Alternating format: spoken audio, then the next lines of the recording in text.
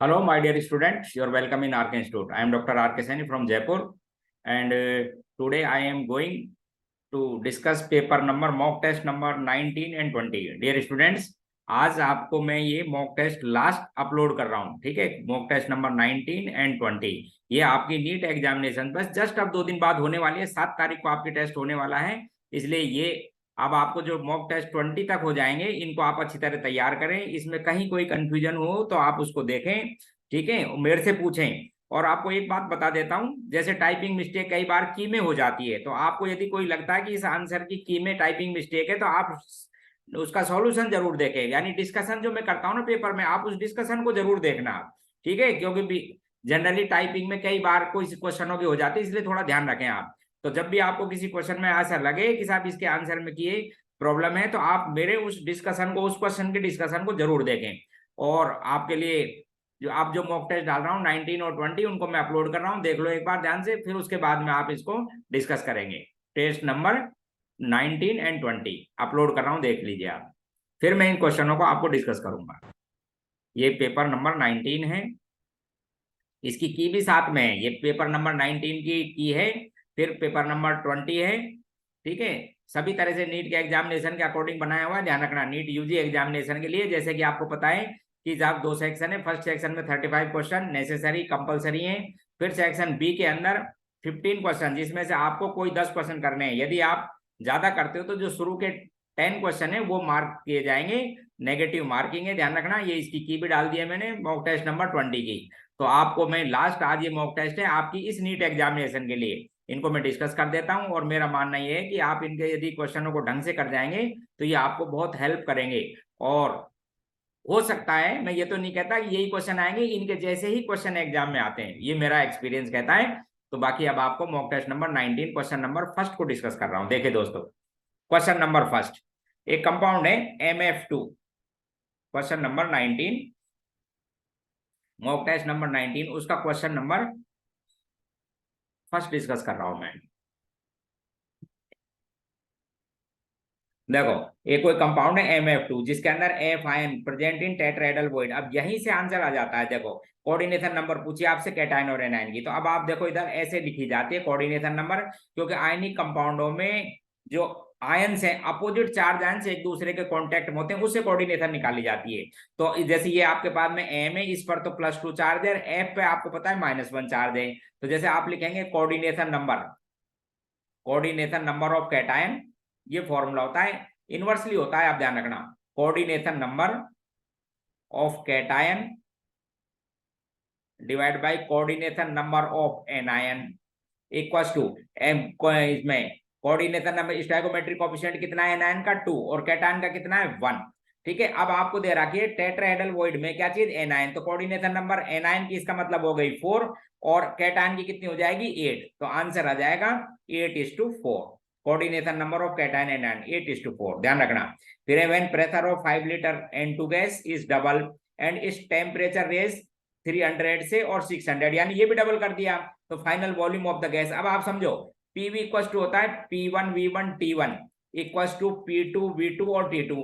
क्या किया इन्होंने, देखो टेम्परेचर भी डबल कर दिया और प्रेशर भी डबल कर दिया, तो इसका मतलब वॉल्यूम क्या बना रहेगा, कांस्टेंट, ठीक है। क्वेश्चन नंबर थर्ड, एनिलीन पर देखो, आज फिर फाइनल टेस्ट है, इसलिए फिर एक बार बता देता हूँ, आपको बता देता हूँ। ये क्वेश्चन आपको जो बता रहा हूँ ना, मैं पहले शुरू के दिन भी आई थी रिएक्शन, आज भी बता रहा हूँ कि एनिलीन पर ये जो डाइएजोटाइजेशन है, ये जनरली नीट और जेईई में क्वेश्चन लगभग 100% ही आता रहता है, आप समझ लो। इसलिए दोस्तों इसको बहुत अच्छे तैयार करना भूलना नहीं, ठीक है। इतनी बार मैंने शायद इतने 20 मॉक टेस्ट में ये शायद 5 बार दे दिया ये क्वेश्चन, जिससे आपको याद हो जाए। मेरा एम भी है कि आपका ये क्वेश्चन गलत नहीं हो, क्योंकि जब हमको ये पता रहता है कि साहब ऐसे क्वेश्चन या इस टाइप के क्वेश्चन इन जनरल कभी पेपर ही नहीं बना इनके बिना, क्वेश्चन ऐसी रिएक्शन हो गए, तो आप इसको ध्यान रखो। तो सबसे पहले एनिलीन का डाइएजोटाइजेशन कराइए और किसमें कन्वर्ट कर देना, N2Cl में, फिर CuCN क्यूप्रा साइनाइड से सैंड में रिएक्शन कराओ, जिससे आपको पता है कि साइनो बेंजीन बन जाएगी, यहाँ पे CN लगाओ N2 बार और आपके पास में CuCl बार हो जाएगा। फिर क्या करना, आप रिडक्शन करना, रिडक्शन करेंगे तो ये जो CH2 NH2 में कन्वर्ट हो जाएगा और फिर वापस रिएक्शन HNO2 की। देखो 2 बार रिएक्शन HNO2 की। ध्यान रखना है कि एरोमेटिक अमाइन पर हो जो रिंग से जुड़ रहे हो तो N2Cl बनाना, और एलिफेटिक अमाइन पर हो तो N2Cl एल्कोहल में कन्वर्ट कर देता है, इसलिए इस NH2 को किस में कन्वर्ट कर देना, एल्कोहल में। तो आपका आंसर 4। देखो एक बार ध्यान से, बढ़िया क्वेश्चन था, इसलिए 2 बार दिया है ये जानबूझ के कि आप इसको सही करें। फर्स्ट एरोमेटिक अमीन पे HNO2 की रिएक्शन डाइएजोटाइजेशन, और एलिफेटिक अमाइन प्राइमरी अमीन पे एल्कोहल में कन्वर्ट करता है, इसलिए आंसर 4। क्वेश्चन नंबर 4 को एक्सप्लेन करता हूं। विच one is correct about third member of olefin. अब देखो ओलिफिन का, ओलिफिन एल्किन को कहते हो ना, ये इसका फर्स्ट मेंबर, प्रोपीन इसका कौन सा हो जाएगा साहब, सेकंड मेंबर, ये हो गया साहब सेकंड मेंबर, और फोर्थ मेंबर हो गया C4H8। इसके बारे में पूछा है कि क्या क्या बात सही है, ये आपसे पूछा है विच of the following third member of olefin, first member, second member, ये थर्ड मेंबर। अब देखो आपको समझाता हूं इसके बारे में, आप समझना। ऑप्शन को देखो, पहला, दूसरी बात, इसको मैं 2 ब्यूटीन भी लिख सकता हूं, 1 ब्यूटीन भी लिखता हूं, और आइसोब्यूटाइलिन भी लिख सकता हूं। अब पहला क्वेश्चन है इसका, option first, it has total 4 isomers including stereo, बिल्कुल सही। पहला, इसके 2 लिखेंगे सिस एंड ट्रांस और 1 आइसोब्यूटाइलिन, इसलिए टोटल आइसोमर कितने बनेंगे इस कंपाउंड के, 4 एल्कीन में, पर्टिकुलरली ओलिफिन, इसलिए एल्कीन लिखने, साइक्लिक कंपाउंड नहीं, समझ गए। थर्ड मेंबर एल्कीन, साइक्लिक मत बनाना क्योंकि उन्होंने ओलिफिन बोल दिया, इसका मतलब एल्कीन ही बनानी है, ऐसे नहीं कि आप साइक्लोब्यूटेन बना दे, गलत हो जाएगा, ठीक। ऑल स्ट्रक्चरल आइसोमर सो GI, नहीं साहब बिल्कुल नहीं करेंगे, ये तो नहीं करता, यही करता है, गलत है, ठीक है। Total 21 alpha hydrogen are there in their isomer. आप चेक कर लो, इसके अंदर एल्फ हाइड्रोजन कितने, 2, इस सिस ट्रांस के अंदर कितने हो जाएंगे, 6, समझ गए, और इसके अंदर भी कितने हो जाएंगे, 6। तो टोटल यदि काउंट किया जाए सिस और ट्रांस और इसके, तो 18 तो ये, और 2 ये 20, इसका मतलब ये भी गलत है, तो ऑल आर करेक्ट इनकरेक्ट है, इसलिए आपके पास में फर्स्ट ऑप्शन करेक्ट। बढ़िया क्वेश्चन था, ध्यान रखना, आपको सोच सोच के लिखे गए हैं ये क्वेश्चन, आपको बता दूं। और एक बात और समझा देता हूं, आप चाहो तो ये चेक कर सकते हो, ये जो मैंने क्वेश्चन आपको बनाए, ये आपको किसी न तो किसी टेस्ट से लिए गए हैं, न ही मैंने कोशिश की है कि न किसी मॉड्यूल से लिए गए ये, और क्वेश्चन आपकी NCERT बुक को मेन मानकर मैंने खुद ने लिखे हैं, और आप इनको देखना कभी और मुझे बताना कि साहब आपके क्वेश्चन इस तरह से मिलते हैं, नहीं, ये क्वेश्चन बनाए गए क्वेश्चन आपको मिलेंगे नहीं है इस क्वेश्चन, मेरा मानना ये है, ठीक है ना। तो आप इन क्वेश्चनों को थोड़ा ढंग से तैयार करो, और मैंने आपको एक बार ही समझा दिया, ये चीजें क्या है कि बार बार नहीं बनाई जाती हैं, ठीक है। जैसे ये पहला क्वेश्चन किसने, डाइज़ोथियम HNO2 की दोनों रिएक्शन एक साथ, मुझे बताना किसी पेपर में हो तो, नहीं होते हैं, ठीक है। चाहे आप किसी भी, मैं किसी इंस्टीट्यूट का नाम नहीं लूंगा और न कुछ बताऊंगा, लेकिन ये जो क्वेश्चन है आपके लिए पर्टिकुलरली तैयार किए गए हैं, जिससे आप अच्छी अपनी रैंक लेकर आए नीट UG के अंदर। दूसरा क्वेश्चन, फिफ्थ क्वेश्चन देखो, विच of the following has more number of stereoisomers. आप देखो ध्यान से, पहला कंपाउंड ऑक्ट्राइडल है, जो इस टाइप का कंपाउंड है, क्या कंपाउंड है ये, तो सेंट्रल एटम और 2 लिगेंड आपके पास में एक जैसे हैं और 4 लिगेंड एक जैसे हैं, तो आपको पता है ये केवल 2 जो शो करेगा, एक सिस और एक ट्रांस, ऑप्टिकली इनएक्टिव रहते हैं दोनों।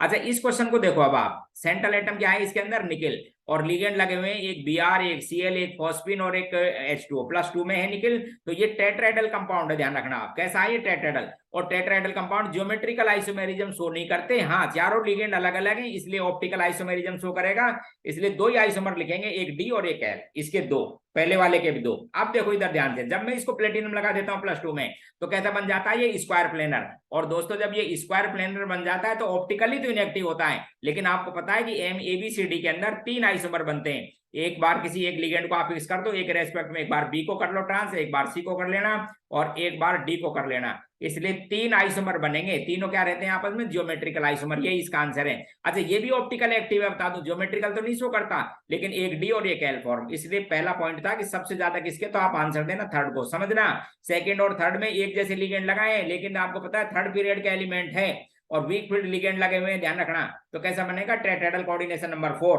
और यदि यही लिगेंड फिर 4th D या 5D के एलिमेंट के संग लगा दी जाए, सेम ऑक्सीडेशन स्टेट में, +2 में ही है, तो कंपाउंड कैसा बनता है, स्क्वायर प्लेनर, जिसके 3 आइसोमर बनेंगे। बढ़िया क्वेश्चन।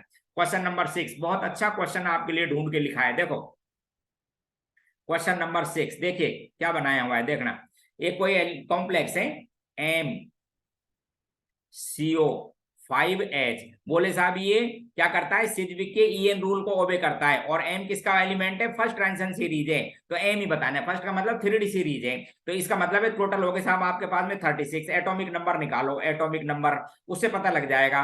अच्छा माइनस ऑक्सीडेशन स्टेट कितनी है M की ऑक्सीडेशन स्टेट +1, ध्यान रखना, क्योंकि हाइड्राइड माइनस लिगेंड है, नेगेटिव लिगेंड है, CO तो न्यूट्रल होता है। Plus ligand electron gain by the ligand. तो कितने इलेक्ट्रॉन है आपके पास में? 5 लिगेंड, तो CO के एक इसके 6, तो 12 इलेक्ट्रॉन गेन किए। तो इसका मतलब आपके पास में ये हो गया था माइनस का, ये प्लस का कितना हो गया आपके पास में 11। इसको इधर लेके जाइए तो ये माइनस में हो जाएगा 11, इसको माइनस कर दो तो कितना आ जाएगा आपके पास 25, यानी मैग्नीज का कंपाउंड था। बढ़िया क्वेश्चन, ध्यान से देखने वाला क्वेश्चन। ईएन रूल को ओबे करता है 3D का, इसका मतलब टोटल इलेक्ट्रॉन कितने कर देना 36, और फिर आपको पता है atomic number minus oxidation state plus electron gained by the metal from ligand, ठीक है। और ऑक्सीजन स्टेट कितनी है इस पर +1, क्योंकि यहाँ पर मेटल कैसा है, ये लिगेंड क्या है हाइड्राइड, जिसमें चार्ज -1 होता है, ठीक। Question number 7, how many volume of 0.1 m HCl required to react completely mixture of NaOH and calcium sodium hydroxide और calcium hydroxide containing 1 mole of both। अच्छा, ऐसे क्वेश्चन में जनरली एक क्वेश्चन हर पेपर में डालता रहता हूं, आपने देखा होगा।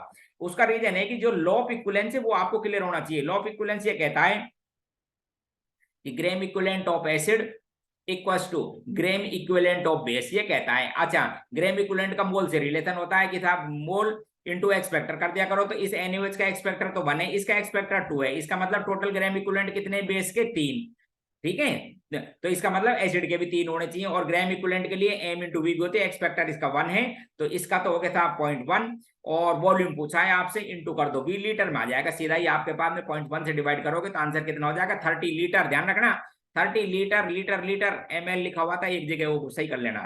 पार्शियल पैथर, देखो एक क्वेश्चन लिया है हेनरी लॉ से, बढ़िया क्वेश्चन। वैसे हेनरी लॉ क्या आपकी एनसीईआरटी की बुक का है, आप चाहो तो देख सकते हो सॉल्यूशन में हेनरी लॉ से। बस आपको कैलकुलेशन सरल बनाने के लिए, सिंपल करने के लिए थोड़ा डेटा मॉडिफाई किया है। आपके सॉल्यूशन की एनसीईआरटी की बुक में चेक कर लीजिए आप अभी। Partial pressure over the solution containing 6 × 10⁻³ gram of ethane is 1 bar and the solution contain 3 × 10⁻² gram of ethane, what would sell with the partial pressure of gas. अब क्या होगा, तो देखो एक बार ध्यान से, पार्शियल पैथर का फॉर्मूला है partial pressure equals to Henry constant into mole fraction of the gas, ठीक है। तो पहले में आपको पार्शियल पैथर दे रखा है 1, ठीक है। हेनरी कांस्टेंट यहां से निकाल लेंगे आप, ठीक है, क्योंकि हेनरी कांस्टेंट तो इथेन के लिए सेम ही होगा, ठीक है। और ये मोल फ्रैक्शन क्या होता है बताओ, उस कंपोनेंट के मोल कैसे लिखाओगे, 6 × 10⁻³ तो उसका ग्राम में अमाउंट थी, और उसका मोलर मास इथेन का होता है 30, ये तो हो गए साहब उसके मोल अपॉन टोटल मोल में आपको बता दूं जब इसके बहुत कम मोल है तो आप यहाँ पर सॉल्वेंट के मोल ही बोल दिया करो, समझ गए। तो इसके मोल तो बोलेंगे साहब, ये तो इथेन के मोल बोल दिया, और यहाँ पर ऐसे लिखते इथेन के मोल प्लस सॉल्वेंट के मोल, इनको जनरली किसके बराबर लिख लिया करो, मोल्स ऑफ सॉल्वेंट। तो यहां से आपके पास हेनरी कांस्टेंट आ जाएगा, ये मोल मैंने निकाली दी, इनको एक्स करो। फिर अब क्या करना, दूसरी इक्वेशन बनाना, वो पूछा है आपसे प्रेशर, हेनरी कांस्टेंट ये वाली वैल्यू रख देना, और उसमें कितने मोल अमाउंट थी इथेन की, वो अमाउंट है आपके पास में 3 × 10⁻² डिवाइड करो साहब इसके मोलर मास से, इससे इसके मोल आ जाएंगे, और ये मोल किसके बराबर लिखोगे, Na + Nb Na के बराबर लिखना, जिससे वो कैंसिल हो जाएगा, आपके पास आंसर आ जाएगा। इसका सोल्व करोगे जब आपके पास में 5 बार, ठीक है। चेक कर लेना एक बार, ध्यान रखना एनसीईआरटी की बुक का क्वेश्चन है, बस एक वैल्यू थोड़ी सी चेंज की जिससे आपको थोड़ा सिंपल हो जाए, ठीक।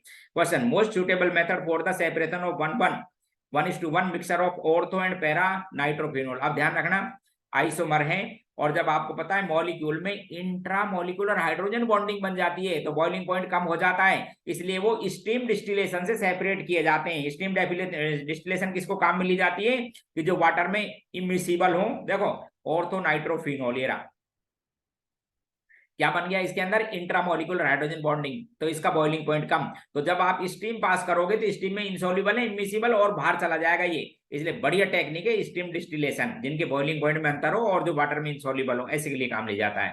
क्वेश्चन नंबर 10, 0.4 ग्राम ऑर्गेनिक कंपाउंड कैरियस मेथड से एस्टिमेट किया सल्फर, जो इतने ग्राम मिली है आपके पास में बेरियम सल्फोड, परसेंटेज बतानी है सल्फर की इस कंपाउंड में। बढ़िया क्वेश्चन है, आपको बता दूं क्वांटिटेटिव एनालिसिस ऑर्गेनिक कंपाउंड से लिया गया है। अब समझो आप, अब देखो इधर ध्यान से, बेरियम का मास आपको दे रखा है, ये था आपके पास में है बेरियम सल्फेट, इसका टोटल मोलर मास बेरियम का दे रखा है 137, सल्फर का ऑप्शन का आप जानते हो इसका 233 मास होता है टोटल। अब देखो आप 233 मास जब है इसका, तो उसमें सल्फर है 32, वैसे कैलकुलेशन करा देता हूं, 32 एक होता तो कितना हो जाता है, इतनी इतना सल्फर। और कितना है आपके पास में बेरियम सल्फेट था 0.6 ग्राम, तो आपके पास में इतनी ग्राम सल्फर हो जाती। 233 में कितनी है 32, एक में इतनी 0.6 में इतनी सल्फर। मैं पूछ दूं कहां से आई है, बोले तो आप 0.4 ग्राम से आई, 1 ग्राम से आ जाएगी आपके पास में इतनी। 100 से कितनी लो सा परसेंटेज, ये लीजिए परसेंटेज ऑफ सल्फर, सॉल्व कर लेना, फर्स्ट आंसर चेक कर लो, कुछ नहीं करना।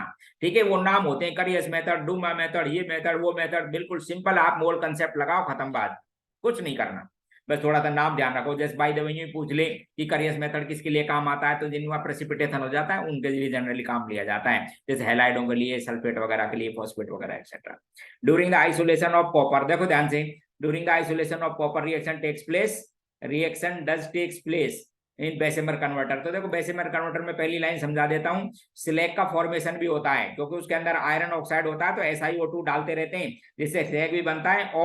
और इसमें कार्बन से रिडक्शन नहीं करते, आपको समझा देता हूं। नो, किससे रिडक्शन करते हैं, सेल्फ रिडक्शन। तो ये स्लैग फॉर्मेशन तो होगा, और जिसमें कॉपर ऑक्साइड एयर पास करते रहते हैं, जैसे ही कॉपर ऑक्साइड बनेगा वो कॉपर सल्फाइड जो कॉपर ग्लांस है उससे इसको रिएक्ट करके और क्या बना देगा, कॉपर। क्या कहते हैं इसको, सेल्फ रिडक्शन मेथड या रिडक्शन बाय एयर। और नियरली 98% प्योरिटी का मिल जाता है आपको कॉपर। जब इसमें से CO2 बाहर निकल देती है बबल्स की फॉर्म में, तो इसकी जो सरफेस होती है वो रफ हो जाती है, इसलिए इसको कहते हैं blister copper.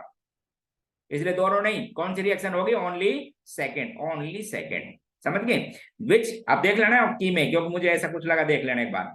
Which carbon contain more acidic hydrogen in hexane 2,4 dione. पहले हेक्सेन बनाओ, ये तो 6 कार्बन हो गए साहब, 2 पे और 4 पे 2 कीटोन लगाओ। तो आप ध्यान रखना, यहां से जब H निकालोगे तो नेगेटिव चार्ज आएगा। एक्सटेंडेड कंजुगेशन देखो इधर, double single double single double, extended conjugation की वजह से मोर स्टेबल। तो यही हाइड्रोजन सबसे ज्यादा एसिडिक। नंबरिंग यहीं से डालना 1 2 3, ये रहो तीसरे कार्बन का। ठीक है, इक्विलिब्रियम कांस्टेंट दे रखा है रिएक्शन का, देखो 400 केल्विन पर। कंसंट्रेशन एक की दे रखी है 0.5, दूसरे की पूछिए, कुछ नहीं करना है कि इक्विलिब्रियम कांस्टेंट का फॉर्मूला लगाओ, रख दो, अपने आप आंसर आ जाएगा, कुछ नहीं। देखो इधर क्वेश्चन नंबर आपको बता रहा हूं 13 को, इसका इक्विलिब्रियम कांस्टेंट ऐसे लिखते हैं आप, इधर देखो, equilibrium constant Kc equals to C6H6 की कंसंट्रेशन अपॉन, यहाँ पर किसकी लिखते हैं, देखो इधर C2H2 की कंसंट्रेशन की पावर लिखते 3। अब आपको ये वैल्यू दे रखी है, कितनी वैल्यू दे रखी है आपको, ये 4 इसका, ठीक है, और ये 4 दे रखी है। इसमें से किसकी कंसंट्रेशन पूछी है आपसे, इक्विलिब्रियम कंसंट्रेशन C2H6 की, ये आपसे पूछिए, ये वैल्यू आपको दे रखी है, कितनी दे रखी है ये वैल्यू आपको, 0.5। इसका क्या कर देना, क्यूब, ये 0.5 आपको दे रहा है कि इसका क्यूब 3 बार मल्टीप्लाई करके इससे कर देना, आपके पास आंसर आ जाएगा। इसका शायद मेरे ख्याल से 0.5 ही आता है, चेक कर लेना आप। ठीक है, क्वेश्चन नंबर नेक्स्ट 13 के बाद में 14, क्वेश्चन नंबर 14 देखो, करेक्ट स्टेटमेंट। ध्यान से देखो, ऐसे क्वेश्चन में एक पीरियोडिक टेबल का डाल रहा हूं, कई टेस्टों में आपने देखा होगा, वो इसलिए डाल रहा हूं जिससे क्या कि एक तो आपको एलिमेंट की आइडेंटिटी पता होनी चाहिए पीरियोडिक टेबल में, एक उसकी प्रॉपर्टी। जैसे क्वेश्चन है, incorrect statement about the element of group number 6 and period number 4। अब ग्रुप नंबर 6 और पीरियड नंबर 4 में ये डी ब्लॉक एलिमेंट होगा, आपको बता देता हूं। ग्रुप नंबर 6 में क्रोमियम आता है, तो क्रोमियम के लिए पूछा है, पीरियड नंबर 4 का एलिमेंट है। अब क्रोमियम के बारे में सारी बात बतानी है। There +3 and 4+6 more common oxidation state, सही लाइन है, क्रोमियम की +3 +6 ही होती है। Their oxides are acidic, basic और एम्फोटेरिक, बिल्कुल बिल्कुल बिल्कुल, देखो इधर ध्यान से, +2 में बनाता है, +3 में भी बनाता है, और इवन +6 तक बनाता है। एसिडिक चेक कर लो, बेसिक एंड एम्फोटेरिक चेक कर लीजिए, ऑक्सीडेशन स्टेट बढ़ने पे कोवेलेंट कैरेक्टर आ जाते हैं, इसलिए एसिडिक कैरेक्टर बढ़ते हैं, इसलिए तीनों मिलते हैं। इनकरेक्ट बताना है, 6 unpaired electron are there in atom, बिल्कुल सही है, क्योंकि 3D में रहता है। 5 और 4s में 1 एटॉमिक स्ट्रक्चर में, चेक कर लो, हाफ फील्ड इलेक्ट्रॉनिक कॉन्फ़िगरेशन 6 सही है। ठीक है, तो ये भी इसका सही था। And it make stable carbonyl compound, coordination number 4। अब दोस्तों यहीं से ये क्वेश्चन और बन गया कोऑर्डिनेशन का। तो आप ध्यान रखना कि मेटल कार्बोनिल नेचर में वही मिलते हैं, वही स्टेबल होते हैं जो सिज्विक रूल के EN रूल को ओबे करते हैं, और वो कितना है 36 आना चाहिए। तो क्रोमियम का एटॉमिक नंबर 24 और 4 इलेक्ट्रॉन का मतलब 8 लेगा, तो कितना हो जाएगा आपके पास में 32, इसलिए यही गलत है, ये इनकरेक्ट है। ये रहा, आपको इनकरेक्ट ही बताना था, बाकी सही।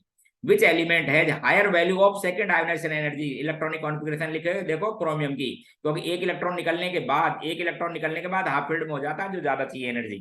Question next, which one is successive homology of propane. अब ये भी एक क्वेश्चन, नया क्वेश्चन डाला है, सक्सेसिव होमोलॉगी ऑफ प्रोपेन, जिससे आपको होमोलॉगी सीरीज भी थोड़ी याद होनी चाहिए। ध्यान रखना, लास्ट मूवमेंट है, नीट के एग्जामिनेशन में 2-3 दिन बाद आपका एग्जाम हो जाएगा, इसलिए सब चीजें इस पूरे पेपर में रिवाइज है। आपको बता दो, यदि ध्यान से पढ़ लें तो आप, प्रोपेन तो सक्सेसिव प्रोपेन तो ये होते हैं साहब C3H6S8, C3H8 ये प्रोपेन है। सक्सेसिव का मतलब समझते हो, एक CH2 का डिफरेंस होना चाहिए, चाहे वो कम हो और चाहे ज्यादा हो, उसे कहते हैं सक्सेसिव, बिल्कुल पास वाला।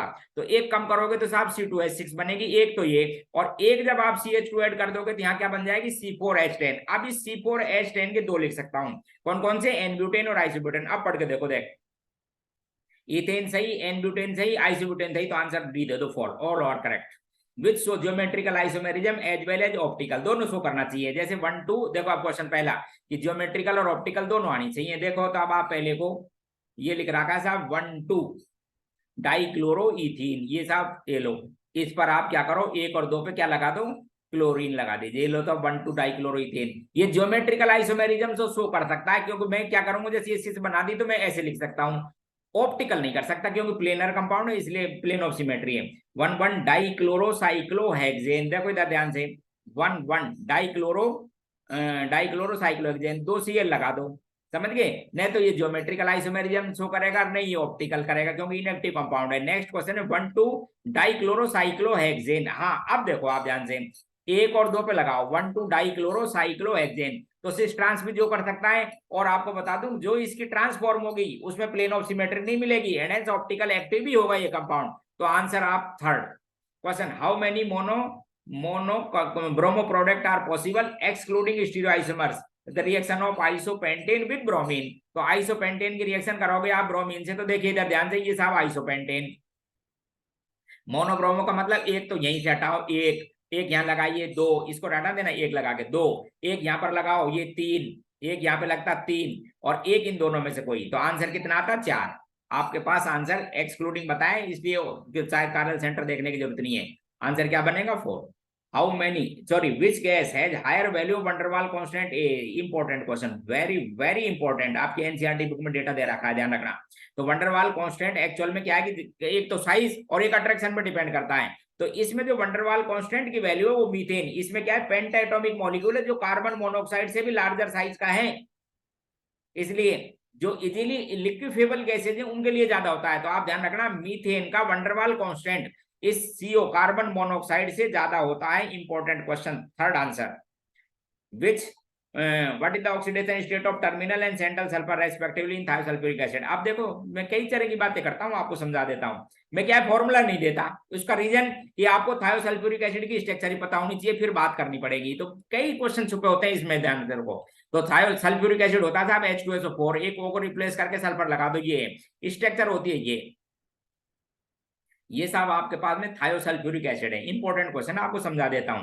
तो जब सिमिलर टाइप के सल्फर में बॉन्ड हो तो इलेक्ट्रोनेगेटिविटी चेक करने के लिए परसेंटेज एस कैरेक्टर देखा करो। इस पर साहब हाइब्रिडाइन स्टेट है sp2 और सेंटर वाले पर हाइब्रिडाइन स्टेट है sp3। It means terminal sulphur is more electronegative and hence it carry -2 charge, 2 bond ध्यान रखना, और टर्मिनल सेंट्रल सल्फर +2 +2 +1 +1 +6, ठीक है। तो आंसर -2 एंड +6, ये लो साहब, ठीक है। How many chalcogens are non metallic in, chalcogen किसको कहते हैं, ऑक्सीजन भाई, oxygen, sulphur, selenium, tellurium, polonium, तो ये 2 ही नॉन मेटल है, इसमें मेटेलोइड कैरेक्टर आ जाते हैं, ठीक है। 2 आंसर 2 क्वेश्चन पूछा है, विच of the in which solution H+ ion highest limiting molar conductance. अब देखो Kohlrausch law, electrochemistry, limiting molar conductance समझते हो, इस दिस बाय इनफाइनाइट डाइल्यूशन हो, उस समय आयन किसी भी टाइप का इंटरेक्शन नहीं होता, इस पे ध्यान रखना। इसलिए किसी आयन की मोलर कंडक्टेंस या इक्विवेलेंट कंडक्टेंस वो आयन की नेचर पे डिपेंड ही नहीं करती, वो Cl है, Br है, क्या है, उसे क्या पता,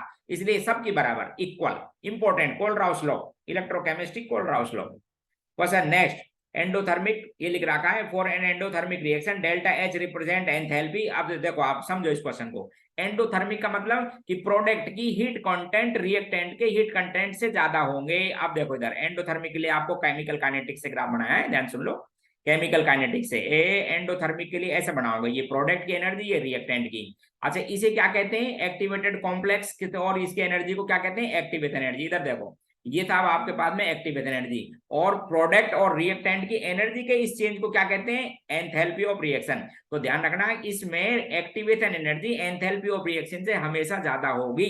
तो यही पूछा है कि the minimum value of energy of the activation. तो क्या बोलोगे, activation energy greater than delta H, more than delta H. ये लो क्वेश्चन नेक्स्ट 24 काइनेटिक्स का। ये इसमें पूछते हैं ना ऑर्डर निकालना है, बिल्कुल सिंपल क्वेश्चन डाले हैं। देखो कुछ क्वेश्चन सिंपल भी आएंगे, आपको बता दूं। अरे खेल तो केवल 10 क्वेश्चन का रहेगा। 35 क्वेश्चन आपको समझा देता हूं। 35 क्वेश्चन एग्जामिनर ऐसे डालता है जिनको बिल्कुल एक मॉडरेट स्टूडेंट भी कर सकता है।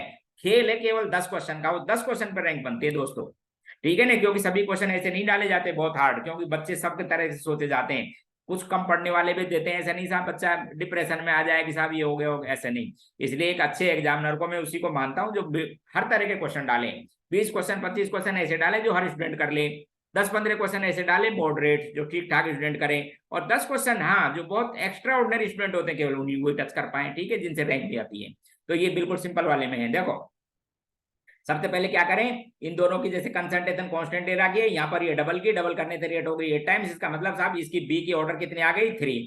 फिर क्या करो, इसकी कंसंट्रेशन कांस्टेंट कर दो, जैसे यही ले लो साहब, ये इन दोनों की कंसंट्रेशन कांस्टेंट कर दी, देखो इधर, और इसकी कंसंट्रेशन को डबल किया, रेट बनी कांस्टेंट, इसका मतलब ये 0 ऑर्डर हो गई। नॉन देखो पॉलीमर से क्वेश्चन, सब तरह के क्वेश्चन है, इसलिए लास्ट में जाते जाते पॉलीमर वगैरह को देख जाने का खास। नॉन स्टिकिंग कुबेर किससे बनाए जाते हैं, टेफ्लॉन, ठीक है, टेट्रा पॉली टेट्राफ्लोरोइथीन, जिसको टेफ्लॉन भी कहते हैं, उससे बनते हैं नॉन स्टिक।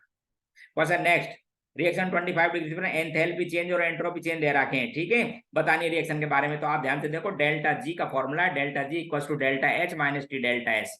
ये वैल्यू दे रखी है, यूनिट का विशेष ध्यान रखना, क्या दे रखी है यूनिट, इसकी वैल्यू क्या दे रखी है, डेल्टा एच की वैल्यू है इतने जूल पर मोल, डेल्टा एच की भी जूल पर मोल। इसको टेम्परेचर से मल्टीप्लाई करना, क्योंकि ये नेगेटिव वैल्यू पॉजिटिव होगी, और ये क्या चीज है आपके पास में नेगेटिव।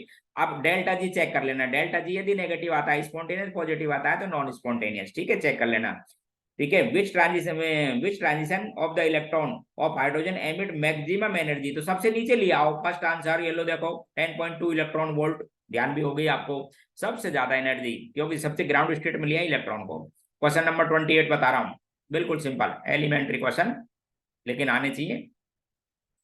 28 में क्या है कि ऑर्डर बताना है आपको एसिडिक का। तो नाइट्रो ग्रुप का माइनस एम इफेक्ट सबसे ज्यादा, इसलिए मोर एसिडिक। उसके बाद में Cl, फिर उसके बाद में मिथाइल, और फिर मिथॉक्सी, क्योंकि मिथॉक्सी का कौन सा ग्रुप लगेगा, प्लस एन, ध्यान रखना आप।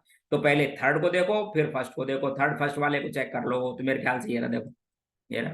Question next, order of the stability of cation, सबसे ज्यादा बेंजाइल, फिर एलाइल, और फिर आपके पास में एन प्रोपाइल, क्योंकि इन दोनों के अंदर रेजोनेंस, इसमें रेजोनेंस नहीं, तो ऐसा कोई आंसर देख लो, थर्ड फर्स्ट, और ये रहा देखो, थर्ड फर्स्ट एंड फिर सेकंड। इसी तरह से आप फ्री रेडिकल में भी देखो, फ्री रेडिकल में कंजुगेशन भी है और रेजोनेंस भी ज्यादा है। फिर पूछा क्वेश्चन नंबर 31 में सबसे पहले क्या करना, देखो इधर ये नाइट्रोबेंजीन, बढ़िया क्वेश्चन दिया है आपके लिए, ये नाइट्रोबेंजीन इसका, और ये मिथाइल ग्रुप लगा हुआ है। KMnO4 एल्कलाइन मीडियम में, आपको पता है पूरी साइड चेन को ऑक्सीडाइज कर देता है, एसिड डाल के एसिड में बदल लो, ठीक है, ये तो हो गया साहब एसिड। फिर क्या करो, SOCl2 क्या करता है, एल्कोहल के जैसे OH को हटा के Cl लगाता है, फिर अमोनिया के साथ रिएक्शन करोगे तो क्या बन जाएगा साहब, अमाइड, Cl हट जाता है लिविंग ग्रुप और अमाइड बन जाता है। लो साहब आंसर आपके पास में सेकंड। तो पैरा पोजीशन पर क्या बदल दो आप, अमाइड बदल दीजिए। क्वेश्चन नंबर 31 था। नेक्स्ट दिखा रहा हूं आपको, क्वेश्चन 32, बिल्कुल सिंपल क्वेश्चन, देखो इधर 32, एक बेंजीन की रिएक्शन करानी है इस एल्कीन में प्रोपीन में एसिड की प्रेजेंस में। तो आपको पता है एसिड की प्रेजेंस में ये कैटायन बदल जाते हैं, और कैटायन बनेंगे तो आपको पता है आइसोप्रोपाइल सेकेंडरी वाला बनाना, इसलिए पहले स्टेप में क्या बन गई, क्यूमीन, ऑक्सीजन के साथ हीट करो, क्यूमीन पर लो साहब, क्यूमीन पर एच को यहाँ लाओ, एसिड के संग फिर गर्म कर दो तो एसीटोन को बाहर करो, और फिनोल बनाने का इंडस्ट्रियल मेथड है, बुक में गिवन है, ध्यान रखना। क्वेश्चन नेक्स्ट, क्रोमेटाइन की कंसंट्रेशन दे रखा है सैचुरेटेड सॉल्यूशन में इतनी, सॉल्युबिलिटी प्रोडक्ट निकालना है इसकी सिल्वर क्रोमेट का। तो सिल्वर क्रोमेट का फॉर्मूला है Ag2CrO4, और इसका रिलेशन होता है 4s क्यूब। क्यों भाई, रिलेशन क्या है, 4s क्यूब, एस की वैल्यू दे रखी है, रख लीजिए, आंसर आ जाएगा KSP का 32 वाला। ये भी ऑफ रिएक्शन दे रखा है इतना, हाइड्रोलाइसिस कांस्टेंट पूछा है, वो भी सिंपल रिलेशन है, KH equal to KW/KB, KB की वैल्यू दे रखी है, रख लो, आंसर आ जाएगा, ठीक है। कितना दे रखा है, 10 की पावर माइनस का 6, यहाँ पर रखो 6, और यहाँ रखो 10 की पावर माइनस 14, यहाँ लिखिए 10 की पावर माइनस 6, आंसर 8। ठीक है। Question next, on passing 3 ampere current 50 minute तक 1.8 ग्राम मेटल डिपॉजिट होता है, इक्विवेलेंट वेट बताना है। बढ़िया क्वेश्चन, देखो इधर इक्विवेलेंट वेट का चेक करें आप कैसे, क्योंकि आपको पता है कि किसी भी स्पीसीज के 1 ग्राम इक्विवेलेंट, किसी भी स्पीसीज के 1 ग्राम इक्विवेलेंट को डिस्चार्ज करने के लिए कितना चाहिए, 1 फेराडे। 1 फेराडे का मतलब 96500 कूलाम। यहीं से लिखना शुरू कर दो कि साहब कितने ग्राम इक्विवेलेंट आया, ये ध्यान से देखो, फिर इक्विवेलेंट वेट निकल जाएगा। तो आपको पता है कि 96500 कूलाम से कितना इक्विवेलेंट होता है आपके पास में, 1 ग्राम इक्विवेलेंट होता है। एक से कितना हो जाता है ये, और साहब इससे कितना हो जाएगा वो देख लो, कितने करंट है, 3 एम्पियर का, कितने तक, 50 मिनट तक। 50 मिनट को सेकंड में कन्वर्ट करो, ये लो, तो आपके पास में 60 से मल्टीप्लाई कर लो, इतना ग्राम इक्विवेलेंट आ गया। ठीक है, अब ये जो ग्राम इक्विवेलेंट आ गया, ये आ गया ग्राम इक्विवेलेंट। अब एक फॉर्मूला है कि साहब गिवन वेट अपॉन उसका क्या लिखते हो आप, equivalent weight. Given weight upon उसका क्या लिख देते हैं आप, इक्विवेलेंट वेट। यही पूछा है आपसे, इक्विवेलेंट वेट। ये आ गया आपके पास में, वेट आपको दे रखा है 1.8 ग्राम, इक्विवेलेंट वेट आ जाएगा। लो साहब सोल्व कर लेना, ठीक है, चेक कर लेना क्वेश्चन में। क्वेश्चन नंबर, अब ये 35 तक तो कैसे क्वेश्चन थे, कंपलसरी, जो आपको करने जरूरी थे।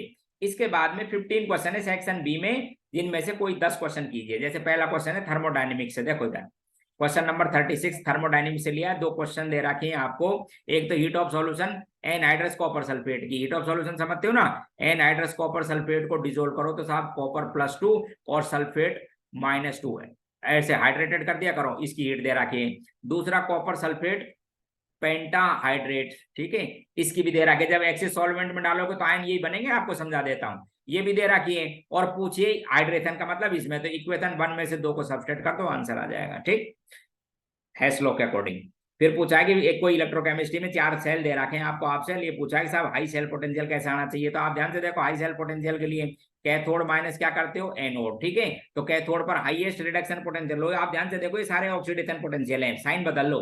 तो हाईएस्ट रिडक्शन पोटेंशियल कौन सा हो जाएगा आपके पास में, एक तो ये, और ऑक्सीडेशन पोटेंशियल लो कम ज्यादा वाला, तो फर्स्ट और सेकंड को जोड़ दो, इसी से बन जाएगा आपके पास में फर्स्ट एंड सेकंड।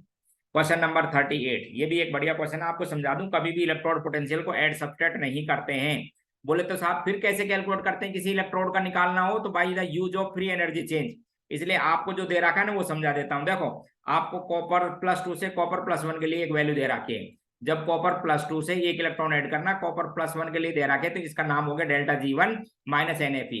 दूसरा दे रखा है कि ये जो कॉपर +1 है, जब कॉपर में कन्वर्ट होता है तो उसके लिए भी वैल्यू दे रखे। और अब आपसे पूछा है कि आप तो साहब कॉपर +2 से कॉपर में कन्वर्ट होगा उसके लिए, तो बस कुछ नहीं करना, डेल्टा G1 डेल्टा G2 और इसको बोलते हो डेल्टा G3। रिलेशन ये है कि डेल्टा G को ऐड करके तो लाया हूं, चेक कर लो, ये तो कैंसिल, ऐड करके लाया हूं। तो delta G3 equals to delta G1 plus delta G2। Delta G की वैल्यू NaP, ठीक है, पोटेंशियल दे रखे -Na रख के देखना, आंसर आ जाएगा आपका थर्ड ऑप्शन, चेक कर लो। Correct position of the double bond of alkene identify. अब करेक्ट पोजीशन बताती है ओजोनोलाइसिस, क्योंकि देखो जैसे मैंने लिखा C4H8 है, बोले ओजोनोलाइसिस से एसिटाल्डिहाइड बना तो सेकंड पे लिखोगे, बोले प्रोपेनॉल्डिहाइड और फॉर्मल्डिहाइड बना तो थर्ड में फर्स्ट पे लिखोगे। तो पोजीशन बताने के लिए ओजोनोलाइसिस। क्वेश्चन नेक्स्ट एक इंपॉर्टेंट क्वेश्चन है, बिल्कुल सिंपल नेम रिएक्शन से, जो आपको याद आनी चाहिए। देखो क्वेश्चन नंबर 40 को बता रहा हूं, ध्यान से देख लो। ब्यूटेन से क्या बन गई, आइसोब्यूटेन, यानी आइसोमराइजेशन किया तो इसे बोलते हैं आइसोमराइजेशन। लो साहब, फिर क्या करेंगे, ब्यूटेन से लोअर हाइड्रोकार्बन, इसको क्रैकिंग कहते हैं। एन-हेप्टेन से टोलुइन एरोमेटाइजेशन, बहुत इंपॉर्टेंट, बार बार दे चुका हूं। और ये कहती है रीड रिएक्शन, जब आप सल्फोनिल क्लोराइड बनाते हो, एल्केन सल्फोनिल क्लोराइड, तो क्या कहते हैं, रीड रिएक्शन। मैच कर लेना, क्वेश्चन 40 था। इसके बाद में नेक्स्ट आपको क्वेश्चन दिखा रहा हूं, क्वेश्चन 41 देखिए।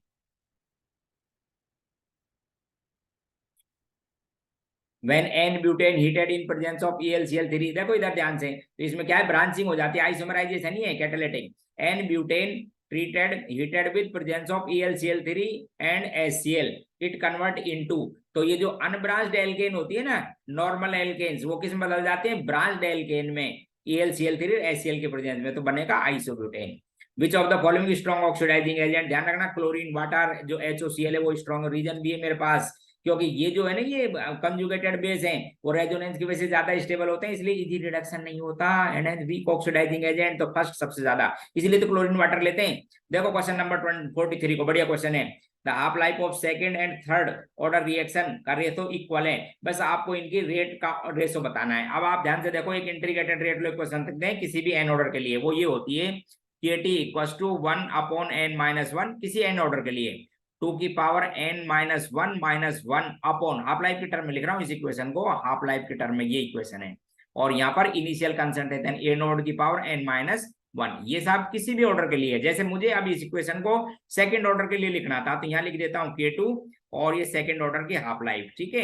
यहाँ पर n की जगह लिखो सेकंड तो ये 1 हो जाएगा, ठीक है। ऊपर भी लिखो यहाँ पर 2 तो ये 2 में 1 तो ऊपर आ जाएगा आपके पास में 1 अपॉन a नॉट की पावर, यहाँ पर 2 लिखोगे बस a नोड ही आएगा आपके पास में, यहाँ पे 2 लिखोगे -1 तो इसकी हाफ लाइफ ये हो गई। ऐसे दो इक्वेशन बना लेना, क्या हो गई 1 upon K2 into a node है इनिशियल कंसंट्रेशन कितने की थी, ये सेकंड ऑर्डर की। अब थर्ड ऑर्डर के लिए लिख रहा हूँ इस इक्वेशन को, देखो यहाँ पर लिखो साहब K3 के लिए और यही हाफ लाइफ लिखिए, इनको इक्वेट करना है आपको।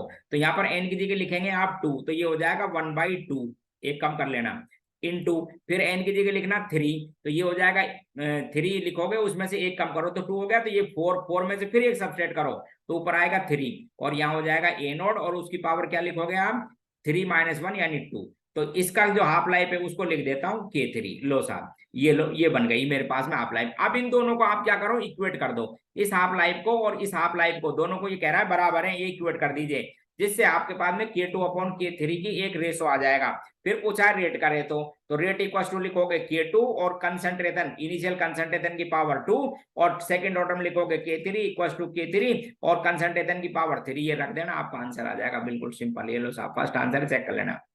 Maximum number of electron which can accommodate in g subshell, आप ध्यान रखना जी सब सेल हालांकि अभी तक फिल नहीं हुआ है लेकिन फिर भी आप ध्यान रखना जी सब सेल के लिए अभी आपके एनसीईआरटी का क्वेश्चन है, चेक कर लेना एटॉमिक स्ट्रक्चर, इसमें क्वांटम नंबर दे रखी है, ठीक है। बनाया नहीं है मैंने, आपकी बुक से लिया गया जिससे आपको थोड़ी बात याद रहे, क्योंकि अब आपको पता है ना कि जो सब सेल होते हैं उनके लिए जैसे S, P, D, F, G, इसके लिए L की वैल्यू क्या लिखते हो 0, 1, 2, 3 और 4 और ऑर्बिटल निकालते हो 2l+1 से, तो G के लिए यहाँ पे लिखिए साहब 4 तो हो गए 9 और एक ऑर्बिटल में 2 लिख सकते हो, 18 इलेक्ट्रॉन आ सकते हैं मैक्सिमम। लो साहब ठीक है। हाइड्रोजन एटम बढ़िया क्वेश्चन, देखो एटॉमिक स्ट्रक्चर का ये डे ब्रोगली से लिया है question.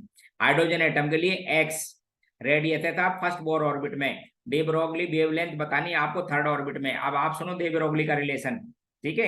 N lambda equal to 2πr, देखो इधर एन लैम्डा इक्वल टू क्या होता है 2πr, ठीक है। अब फर्स्ट, अब आर का मतलब देखो आप ये रेडियस है फर्स्ट की, ये लिखेंगे थर्ड की, ठीक है। तो n1 का स्क्वायर अपॉन क्या लिखेंगे n3 का स्क्वायर। ये फर्स्ट में आपको रेडियस दे रखी है साहब इन्होंने x, तो मैं पूछता हूँ कि थर्ड में कितनी हो जाएगी, इसको 9 लिख दो और ये 1 है ही, तो आप थर्ड में कितनी हो जाएगी 9x, बस रख दो आप। n की जगह लिख दीजिए 3, वेवलेंथ आपसे पूछिए 2π और इस x की जगह क्या लिख देंगे आप, रेडियस कितना लिख देंगे 9x, बस सॉल्व कर दो। लो साहब तो ये हो जाएगा आपके पास में 6πx, ठीक है। डाइपोल मूवमेंट ध्यान रखना अमोनिया का ज्यादा है, NF3 का थोड़ा सा कम, क्योंकि अमोनिया में क्या होता है कि साहब इनके जो डाइपोल मूवमेंट होते हैं ना वो एक ही डायरेक्शन में होते हैं, लोन पेयर का ऐसे और हाइड्रोजन की इलेक्ट्रॉन नेगेटिविटी ऐसे। क्लोरीन लगाओगे तो अपोजिट होंगे, हालांकि 0 नहीं होगा लेकिन कम हो जाता है, और BF3 सिमेट्रिकल इसलिए 0 answer third. Question number 47 coordination chemistry से लिया गया, पर्टिकुलरली वर्नर थ्योरी से, ध्यान से देखो। क्वेश्चन 47 बता रहा हूं आपको, वर्नर थ्योरी का क्वेश्चन है, बढ़िया क्वेश्चन है साहब। इस कंपाउंड को पास कर दिया किससे किससे, किसी कैटायन एक्सचेंजर से, तो इसमें एसिड बना। अब इसमें एसिड दो बन सकते हैं, एक तो HNO3 बन सकता है, एक H2SO4 बन सकता है। जो वो एसिड बाहर निकला उसको न्यूट्रलाइज करने के लिए बेस इतना चाहिए। बोले साहब बताओ क्या फॉर्मूला लिखें, तो बस कुछ नहीं, खत्म हो गया क्वेश्चन। ध्यान से देखने वाली बात है कि gram equivalent of acid equals to gram equivalent of base, ठीक है। बेस के ग्राम इक्विवेलेंट दे रखे हैं, कितने दे रखे हैं सुन लो। बेस का कितना दे रखा 0.1, एक्स फैक्टर 1 है, 20/1000, ये साहब बेस के आपको ग्राम इक्विवेलेंट एनएच के दे रखे हैं। इसका मतलब एसिड के भी इतने ही आएंगे, तो मैं एक्स फैक्टर निकाल लेता हूं। क्या निकाल देता हूं, एक्स फैक्टर मोल आपको मेरे को दे ही रखे हैं इधर, तो मोल इसका रिलेशन होता है साहब 0.001 मोल इंटू क्या लिखेंगे आप इसका एक्स फैक्टर। इसको डिवाइड कर लो साहब इससे वैल्यू को 0.001 से, तो आपके पास में एक्स फैक्टर सीधा ही आ जाएगा, एक्स फैक्टर एन फैक्टर 2। इसका मतलब आपको दो उसकी वैलेंसी होनी चाहिए, तो सल्फेट को बाहर रखो आप, इसको रखो सल्फेट को। देखो यदि एक्स फैक्टर 3 आता तो मैं दोनों को बाहर रखता, नाइट्रिक एसिड बनता और सल्फेट भी बनता, सल्फ्यूरिक एसिड। और यदि एक आता तो मैं HNO3 को बाहर रखता, ध्यान रखें आप। तो इस तरह से 50 ml, question 48, 50 ml of hydrogen diffuse, Graham's law से लिया गया है गैसियस स्टेट में, ग्रेम्स लॉ डिफ्यूजन या इफ्यूजन। बहुत सिंपल क्वेश्चन, देखो इधर सोल्व कर देता हूं। देखिए 50 ml hydrogen diffuse through the small hole vessel कितने 20 मिनट में। तो रेट हो गई था अब आपके पास में 50 ml डिफ्यूज हुआ, टाइम कितना लिया 20 सेकेंड। ये तो किसके लिए बात थी, ये तो है हाइड्रोजन के लिए। आगे सुनो, the time taken 40 ml of oxygen to diffuse under the similar condition. बोले ऑक्सीजन कितना लेगी, कितना डिफ्यूज करना है उसका 40 ml, उसके लिए टाइम पूछा है। अब आपको पता है कंडीशन सिमिलर है तो मोलर मास से होती है। यहाँ लिखेंगे हाइड्रोजन का मोलर मास, यहाँ ऑक्सीजन का लिखेंगे मोलर मास। ये होगा साहब 16 का रूट होता है 4, ये लो साहब ये निकल जाएगा T64, खत्म। Question 49, which one correct about the sulphate ion. ये सल्फेट आयन है, बढ़िया क्वेश्चन है, आपको समझा दूं, आपको पता भी नहीं होगा, बता देता हूं, ध्यान से देखो। इट हैज 6 रेजोनेंस स्ट्रक्चर, सबसे इंपॉर्टेंट लाइन ये है मेरे लिए, 6 रेजोनेंस स्ट्रक्चर, क्योंकि इसमें जनरली 4 बनाते हैं। अरे 4 नहीं, आप एक बार इसको शिफ्ट करो, नंबर डाल दिया करो। आपको पता है ना रेजोनेटिंग स्ट्रक्चर में एटम अपनी पोजीशन पे फिक्स होते हैं। तो जैसे यहाँ पर नेगेटिव चार्ज है 1,3 पर, अब आप इसको शिफ्ट करोगे तो इस पर नेगेटिव चार्ज आकर कहीं एक बॉन्ड बना दोगे। जैसे मैंने एक ये बनाई, देखो इधर ध्यान से, इसको शिफ्ट किया तो इस पर आ गया था यहाँ पर पॉजिटिव चार्ज, और इसके बीच में सपोज मैंने डबल बॉन्ड बना लेता हूँ। सभी आइडेंटिकल है, टेट्राहेड्रल ज्योमेट्री ध्यान रखना, रेगुलर मॉलिक्यूल है। तो सपोज मैं ऐसे लिख देता हूँ इसको। अब देखो इधर, अब आपको समझ बैठेगा। अब मैं पूछता हूँ, सपोज ये 1 2 3 था, तो यहाँ पर चार्ज किसमें था 1,3 में। अब चार्ज कौन सी पर आ गया 3 4 में, चार्ज कितने आ गए 3 4, ऐसे कर लेना। तो 1 2 1 3 1 4, फिर उसी तरह से 2 3 2 4 और 3 4, इतनी ऑक्सीजन पे चार्ज आएगा, इसलिए 6 रेजोनेटिंग स्ट्रक्चर बनेंगे। यही करेक्ट है, बाकी सब गलत है। sp3 हाइब्रिडाइज्ड स्टेट है, 12 लोन पेयर ऑफ इलेक्ट्रॉन, 12 नहीं, क्योंकि 12 क्या है यहाँ पर, तो 3 और 3 6 और 2 8 और 2 10 होते हैं। ठीक है, तो इसके अंदर आंसर केवल कौन सा है ये। Question 50, which single bond has largest bond length. अब ध्यान से सुनो, एक तो कार्बन, एक फॉस्फोरस, सिलिकॉन और नाइट्रोजन। ये नाइट्रोजन और ये फॉस्फोरस, इससे पहले यहाँ पर कार्बन और ये सिलिकॉन। लेफ्ट टू राइट जाते हैं तो साइज कम होता है, इसलिए सिलिकॉन की जब H के संग जोड़ेगा तो बॉन्ड लेंथ ज्यादा आएगी। यही पूछा है, बॉन्ड लेंथ पूछी लार्जेस्ट, तो फॉस्फिन की कम आएगी। ये क्वेश्चन नंबर था 50, और ये मॉक टेस्ट कौन सा था आपके पास में 19। इसकी की मैं भेज रहा हूँ, ये रही आपके पास में, पहले डाउनलोड कर दी थी, फिर एक बार चेक कर लेना। अभी डिस्कस किए सारे की से मिला लेना। यदि कहीं किसी कंफ्यूजन में हो तो सॉल्यूशन जरूर देख लें दोस्तों, क्योंकि कई बार टाइपिंग से मिस्टेक हो सकती है, मैं ये नहीं कहता। अब मैं आपको पेपर मॉक टेस्ट नंबर 20 डाल रहा हूँ, आज दोनों डालूंगा। मैंने आपको समझा दिया था, क्योंकि आप ज्यादा टाइम आपके पास भी नहीं है, मेरे पास भी नहीं, इसलिए आपकी जितनी मुझसे हेल्प हो पाएगी उतनी मैं करूंगा। ठीक है, आप करें इनको। क्वेश्चन नंबर फर्स्ट 20, लास्ट आपके पास मॉक टेस्ट डाला जा रहा है 20, क्वेश्चन फर्स्ट। ठीक है, उसमें हाइजेनबर्ग के अनसर्टेनिटी प्रिंसिपल से लिया गया है। एक गोल्फ बॉल पे 40 ग्राम की, ठीक है, स्पीड कितनी है 45 मीटर पर सेकेंड। ठीक है, speed can be measured within the accuracy 82%। Accuracy दे दी अनसर्टेनिटी, यानी इसका मतलब कैलकुलेट अनसर्टेन पोजीशन। तो उसका लगाओ delta X equals to H/4πm into delta V. M लिखना किलोग्राम में, ठीक है। अच्छा, डेल्टा वी क्या है, अनसर्टेनिटी इन पोजीशन। अब इस परसेंटेज का मतलब समझते हो, यानी 2%, 2 यदि मीटर पर सेकेंड अनसर्टेनिटी तो 100 में, एक में इतनी, इसके वेलोसिटी कितनी है 50, तो ये डेल्टा वी है 90/100 पर। सोल्व कर लेना, आंसर आ जाएगा आपका। ठीक है, आंसर आएगा थर्ड, चेक कर लेना एक बार ध्यान से। How many electron of nitrogen atom which have same type off spin. अब सेम टाइप ऑफ स्पिन का मतलब समझते हो, कि यानी या तो क्लॉकवाइज हो या एक जैसे। अब नाइट्रोजन के इलेक्ट्रॉनिक कॉन्फ़िगरेशन था ये first S2 2s2 and 2p3। तो देखो 3 का तो स्पिन एक जैसा रखना है अकॉर्डिंग टू हुंस रूल, इन तीनों का सेम। ठीक है, अब इसमें से भी एक इसके जैसा और एक इसमें से भी इसके जैसा, इसलिए टोटल इलेक्ट्रॉन कितने होंगे 5, जिनका एक जैसा स्पिन होगा। ठीक है, total number how many electron, ठीक है, जिनका स्पिन कहता होगा एक जैसा, वो मैक्सिमम इलेक्ट्रॉन है 5, उनके एक जैसे स्पिन आएंगे। क्वेश्चन नेक्स्ट, यानी मैक्सिमम एक जैसा स्पिन कितने इलेक्ट्रॉन रखेंगे 5, मैक्सिमम बता रहा हूं, कम तो कितने भी हो सकते हैं। क्वेश्चन नंबर ये था आपके पास में सेकेंड या थर्ड। अब अगला क्वेश्चन दिखाता हूं, देखो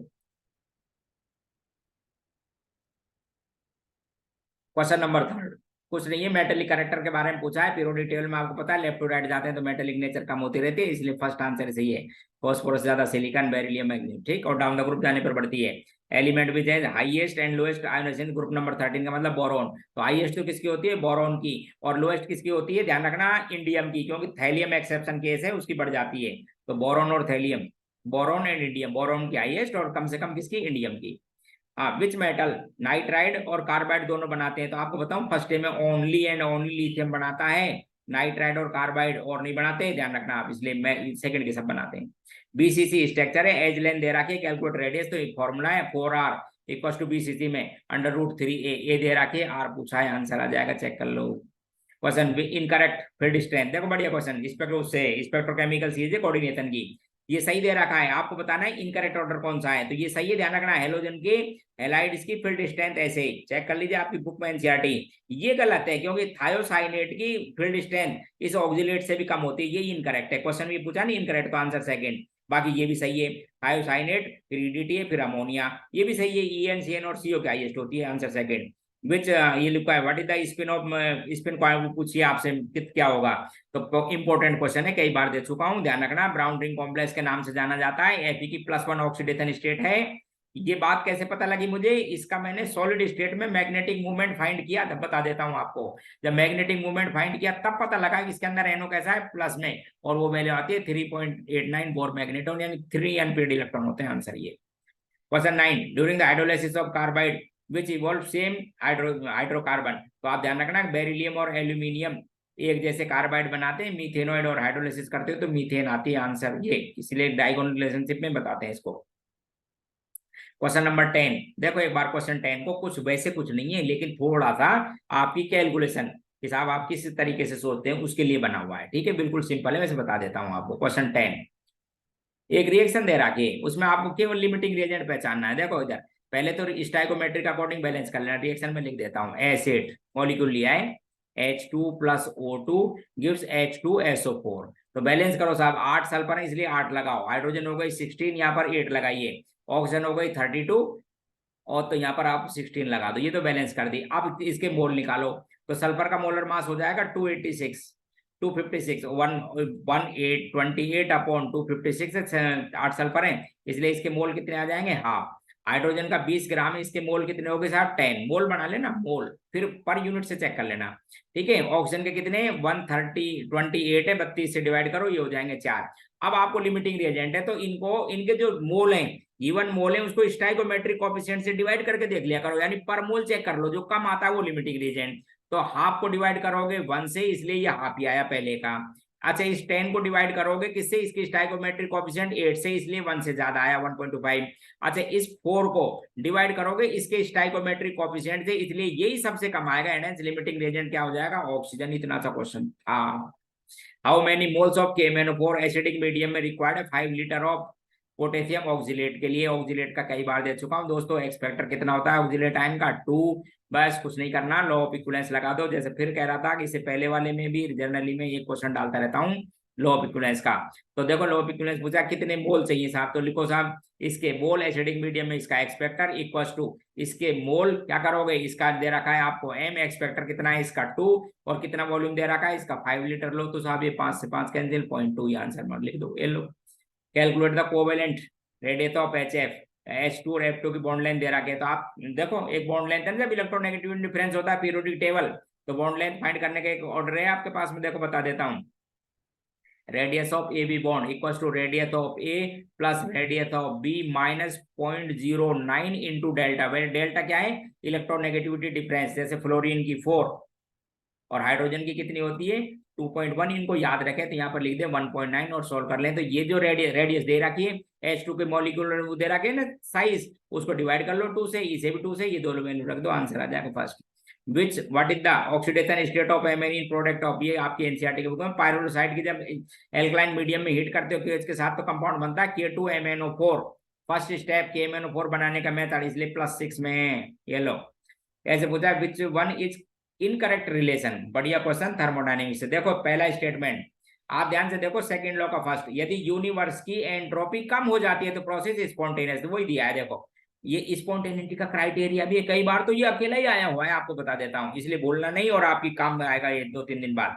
तो एंड यूनिवर्स की एंट्रोपी जो कि सिस्टम प्लस सराउंडिंग का सम होता है, यदि वो कम हो जाती है, डिक्रीज हो जाती है, तो आप क्या बोलोगे, स्पॉन्टेनियस, सही है। अब ये भी delta G system equal to -T delta surrounding universe, ये भी सही रिलेशन है। यहाँ गलती है, इक्विलिब्रियम कांस्टेंट नहीं होता, जब डेल्टा जी रिएक्शन और डेल्टा जी नॉट रिएक्शन दोनों को एक साथ लेके जाते हैं तो वो क्या होता है, रिएक्शन क्वासेंट, इक्विलिब्रियम नहीं, क्योंकि इक्विलिब्रियम लिखते ही तो ये वैल्यू 0 हो जाती है, खत्म। और ये सही है, इलेक्ट्रोकेमिस्ट्री में delta G reaction equal to -NF cell, correct. तो क्वेश्चन था इनकरेक्ट, क्या लिखोगे आप, थर्ड, इसमें क्या कमी थी, इक्विलिब्रियम कांस्टेंट नहीं, रिएक्शन क्वासेंट के साथ रिलेशन है। क्वेश्चन 15 बता रहा हूं, देखो क्वेश्चन नंबर 15 इनऑर्गेनिक केमिस्ट्री का क्वेश्चन है आपकी बुक से। पहला, जब F2 की रिएक्शन कोल्ड के इससे कराते हो एल्कलाइन मीडियम में, तो Na पर OF2 गैस बनती है, वाटर तो बनता ही है, ये सही रिएक्शन है। SO3 एसिडिक है और ये बेसिक है। जब रिएक्शन कराओगे तो +6 में ही सल्फेट बनेगा, कैल्शियम सल्फेट, सल्फाइड नहीं, गलत। ये सही है क्योंकि ये क्या है आपके पास में +4 में, तो नाइट्रोजन के जो +4 में ऑक्साइड वगैरह या कंपाउंड होते हैं वो क्या हो जाते हैं, डिस्प्रपोर्शनेट, +3 में +5, इसलिए नाइट्रेट और नाइट्राइट दोनों बनेंगे।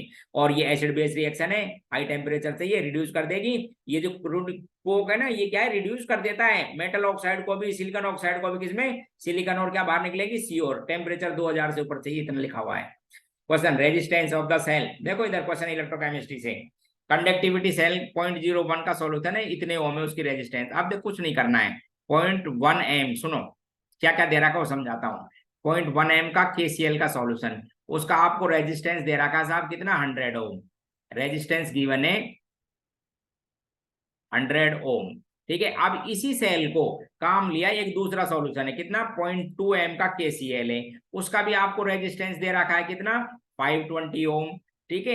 Calculate the conductivity and molar conductivity respectively of the 0.2 M solution. इसकी कैलकुलेट करनी है, एक तो कंडक्टिविटी कप्पा और एक क्या करनी है, मोलर कंडक्टिविटी। इसके लिए आपको ऊपर वाले सॉल्यूशन की क्या दे रखी है, specific conductance 1.29 siemens centimetre in metre inverse में, ये दे रखी है आपको। अब कुछ नहीं करना, तो दोस्तों बता देता हूं, दो इक्वेशन बना लो या तो, या फिर सेल कांस्टेंट निकाल लो, समझ गए। दो इक्वेशन बना के कैलकुलेट कर लेंगे, उससे सेल कांस्टेंट आ जाएगा। सेल कांस्टेंट जो है, फिर स्पेसिफिक कंडक्टेंस, सीधा ही फॉर्मूला बता दूं आपको, सेल कांस्टेंट तो कैंसिल हो जाता है। स्पेसिफिक कंडक्टेंस जैसे सॉल्यूशन लिखा 0.1 अपॉन स्पेसिफिक कंडक्टेंस 0.02 वाले सॉल्यूशन की, इक्वल टू यहाँ लिखेंगे कंडक्टेंस। जो कंडक्टेंस क्या होती है, रेसिप्रोकल ऑफ रेजिस्टेंस, वो दे रखी है ये कंडक्टेंस। ये 1 अपॉन यहाँ लिखना है इसकी रेजिस्टेंस, और यहाँ इसकी लिखना 520 कितना दे रखा है, सेल कांस्टेंट कैंसिल लो साहब, इसकी आगे ये वैल्यू गिवन है आपके पास, फिर मोलर कंडक्टेंस का फॉर्मूला लगा देना, ठीक है। Which question 17, which orbital does not participate in CuH। अच्छा पता कैसा कॉम्प्लेक्स है ये, स्क्वायर प्लेनर। स्क्वायर प्लेनर में ये को नहीं आता, आपको पता है ना, dx square minus Y square आता है, px py आते हैं। Question next, question 18 coordination chemistry से लिया गया, देखो एक बार बढ़िया, CFSE फाइंड करने का फॉर्मूला है। हो सकता है अभी तक आपके नीट में ऐसा क्वेश्चन आया नहीं, मैं तो बता देता हूं, लेकिन ये फॉर्मूला आपकी बुक में दे रखा है, इसी से मैंने क्वेश्चन बनाया है, इसलिए आप भी चेक कर लो। फॉर्मूला ये है कि CFSE कैलकुलेट करते हो तो फॉर्मूला है -0.4 into N1 into delta O plus 0.6 into N2 into delta O plus N3 और पेयरिंग एनर्जी, समझ गए। यहाँ पर N1 क्या चीज है, number of electron in T2G, number of electron in EG, और ये क्या चीज है, नंबर ऑफ पेयर्ड, कितने पेयर्ड इलेक्ट्रॉन्स बने हुए हैं, पेयर है ये पेयरिंग एनर्जी है। तो रख दो, देखो आप इसको, पहली बात तो आपको ये भी पता होना चाहिए कि चाप कोबाल्ट किसके अंदर है, +6 में, +6 में स्ट्रॉन्ग फील्ड लिगेंड है, ध्यान रखना, +6 के साथ ही ऑक्सीलेटो तक, इसलिए 6 इलेक्ट्रॉन यही भर देंगे आप। अब लगा दो आप, तो यहाँ पे लिखेंगे माइनस का 0.4 इंटू 6 इंटू डेल्टा O की वैल्यू गिवन है आपको, देख लो कितनी दे रखी है, 400। EG में कोई इलेक्ट्रॉन नहीं है, 0, प्लस 3 आपके पास में पेयर है यहाँ पर, ध्यान रखना, और एक पेयर की एनर्जी कितनी दे रखी है, 240, तो 3 इंटू 240 सोल्व कर लो, जो आंसर आता है लिख देना, मेरे ख्याल से इसके अंदर आंसर आएगा -240, चेक कर लेना। Which of the following not organometallic compound, तो यही नहीं है सिस्प्लेटिन, आपको पता है ना सिस्प्लेटिन क्या होता है, सिस फॉर्म होती है डाइअमीन डाइक्लोरोप्लेटिनम 2 की, देखो इधर इसको कहते हैं, यहाँ पर सिस फॉर्म को कहेंगे, इसका नाम है सिस्प्लेटिन। तो ये ऑर्गेनोमेटली कंपाउंड है, ऑर्गेनोमेटली कंपाउंड में मेटल और कार्बन के बीच में सीधा बॉन्ड होना चाहिए, चाहे सिग्मा पाई कैसा भी हो, समझ गए। इस तरह से बाकी सब में, फेरोसिन में भी, टेट्राकार्बोनिल निकल में भी। विच वन इज नॉट ट्रांसक्यूलाइजर, ठीक है, ट्रैंक्यूलाइजर ये आपके एनसीईआरटी की बुक से क्वेश्चन लिया गया है, ध्यान रखना। ये जो बिस्मिथाइनोल है ये ट्रैंक्यूलाइजर नहीं, बाकी ये सभी ट्रैंक्यूलाइजर हैं, तो इनको थोड़ा सा एक बार आप तैयार कर लें, अपनी बुक में दे रखे वहीं से एक क्वेश्चन लिया है, जिससे आपको थोड़ा ध्यान रहे कि इसमें से भी, पेपर में से भी क्वेश्चन आते हैं, इस चैप्टर में से भी, आप भूल नहीं जाएं, हर चैप्टर को पढ़ना जरूरी होता है, एक बार पढ़ते ही याद हो जाते हैं ये। The solution can be act as maximum azeotrope. अब मैक्सिमम एजोट्रोप का मतलब समझते हो, जिनके बॉइलिंग पॉइंट, एजोट्रोपिक मिक्सर जिनके बॉइलिंग पॉइंट कंपोनेंट ज्यादा, इसलिए नेगेटिव डेविएशन का बना सकता है, ये रहा। सॉलिड स्टेट में एक बार एक्चुअल में ये पैरामीटर पूछे गए, इसलिए मैंने भी इस बार डाल दिया, जिससे आप थोड़ा ध्यान रखो किताब कौन सा इनकरेक्ट है। तो क्यूबिक में ये सही है, तीनों में H बराबर होते हैं, हेक्सागोनल में 2 बराबर होते हैं, तीसरा अलग होता है, ध्यान रखना। और इसके अंदर जो रोम्बोहेड्रल है इसके अंदर ये इनकरेक्ट है। ये सब बराबर होते हैं लेकिन उनकी वैल्यू 90 नहीं होती, वे सब बराबर है, मैं तो आपको बता दूं ये इनकरेक्ट है। और टेट्रागोनल के अंदर ये सही है, अल्फा बीटा गामा सब बराबर है 90 डिग्री के। ठीक, क्वेश्चन नंबर 23 दिखा रहा हूं, आप देखो क्वेश्चन 23। आपने ध्यान नहीं दिया होगा, आपको बता देता हूँ इस क्वेश्चन को, और ध्यान दे ही लेना क्योंकि क्वेश्चन कुछ भी पूछ सकता है एग्जामिनर जो एनसीईआरटी बुक में दे रखा है। स्पिन एंगुलर मोमेंटम पूछा है इलेक्ट्रॉन का। आप स्पिन एंगुलर मोमेंटम का फॉर्मूला बता देता हूँ। एस, आपको याद नहीं आएगा, ये फॉर्मूला है h/2 पाई। ठीक है, यहाँ पर एस की वैल्यू कितनी लिखोगे इलेक्ट्रॉन के लिए, हाफ रख देना, आंसर आ जाएगा। फर्स्ट चेक कर लेना, भूल मत जाना, बुक में गिवन है ये वैल्यू। ठीक है, क्वेश्चन नेक्स्ट।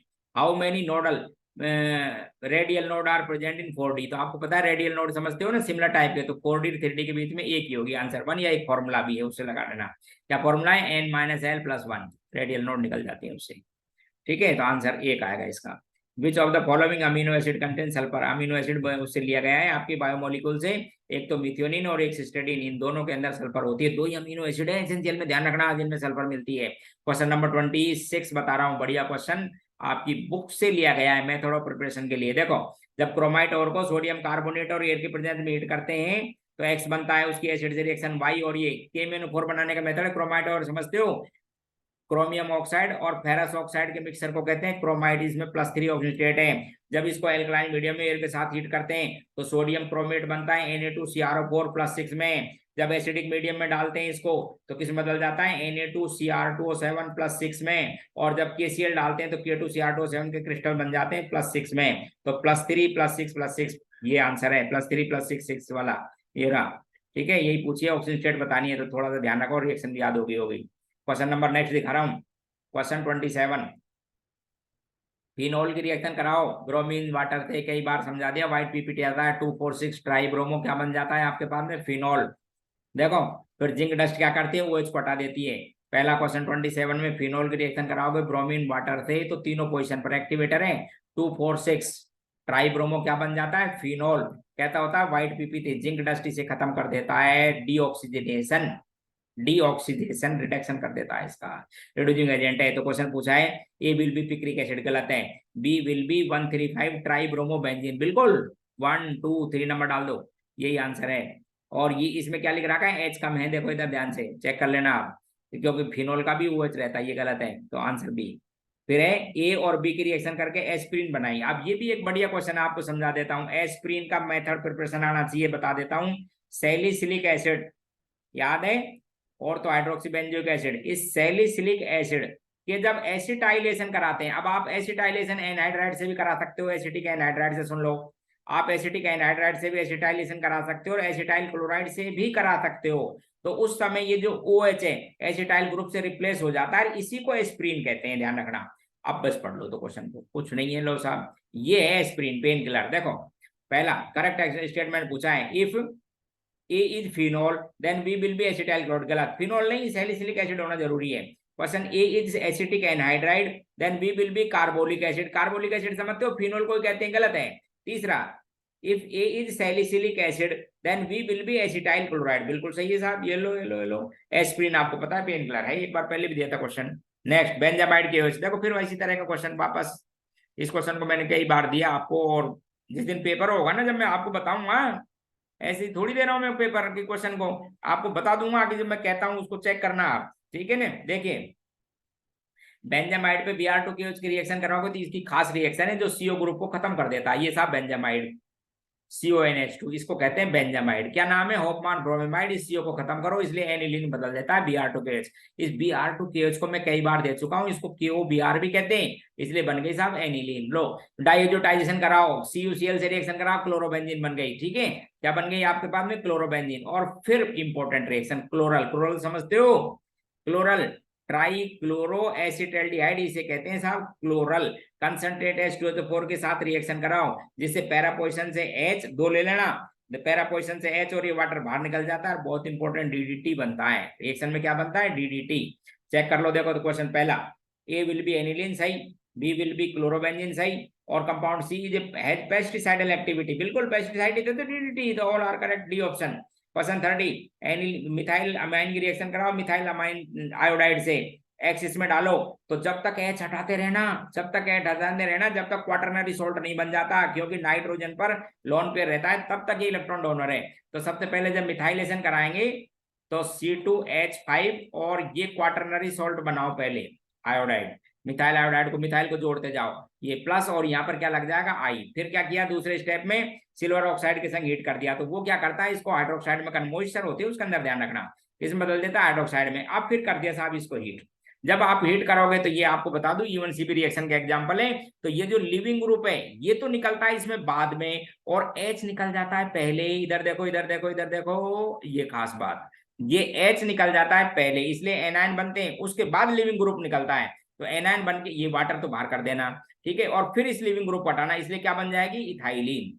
अब पढ़ देता हूं, एक ट्राइमिथाइल अमाइन। पहला पहला acetylene is one of the product, बस यही गलत है, बस इनकरेक्ट में तो यही आंसर है, बाकी चेक कराते हैं। Trimethyl amine one of the product सही है, ethylene is one of the product. And first Hofmann, Hofmann क्या कहते हैं इसको, exhaustive methylation, and then E1CB base पहले बनता है, सही है। तो इसमें फर्स्ट इनकरेक्ट था। टोलुइन की क्रोमाइल क्लोराइड एटार्ड रिएक्शन कराओ, बेंजल्डिहाइड बनेगा, नाइट्रेशन कराओ, ये लो साहब, पहले तो बेंजल्डिहाइड बनेगा, पहली अटार्ड रिएक्शन है, लो साहब। फिर नाइट्रेशन मेटा डायरेक्टर है, ये लो साहब, नाइट्रो बना दिया। फिर क्या करना, ये रिएक्शन वुल्फ किसनर रिडक्शन कर देना, तो वुल्फ किसनर रिडक्शन करोगे तो यहाँ पर क्या आ जाएगा आपके पास में, एल्केन यानी CH3 बदल जाएगा आंसर। तो ए विल बी बेंजल्डिहाइड सही है साहब, B will be meta nitrotoluene सही है, meta nitrotoluene.